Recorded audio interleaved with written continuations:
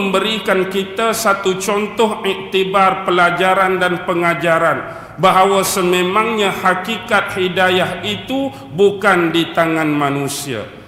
Nabi-nabi dan para rasul hanya sebagai wasilah, sebagai perantaraan untuk menyampaikan apa yang sepatutnya disampaikan kepada umat. Tapi yang nak bagi petunjuk, yang nak bagi hidayah yang sebenar, hanyalah satu-satunya milik itu di tangan Allah Subhanahu wa ta'ala.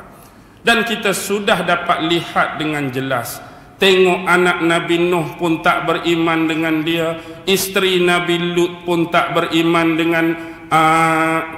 dengan suami dia Nabi Lut, bapa Nabi Ibrahim sendiri pun seorang tukang pembuat patung berhala. Ini adalah contoh-contoh takdir dan perkiraan Allah kepada kehidupan Nabi-Nabi dan Rasul tersebut, nak membuktikan kepada kita hidayah Allah itu amat luas, petunjuk Allah juga amat luas. Dia boleh datang, dia boleh singgah, dia boleh berhenti kepada setiap hati manusia yang Allah pilih. Tidak semestinya kalau keturunan itu jahat, dia juga akan melahirkan anak. Dan kalau keturunan itu baik, tidak semestinya keturunan itu akan terus kekal baik. Semuanya bergantung hanya kepada petunjuk dan hidayah daripada Allah Subhanahu wa ta'ala. Baik, sekarang kita pergi kepada misi.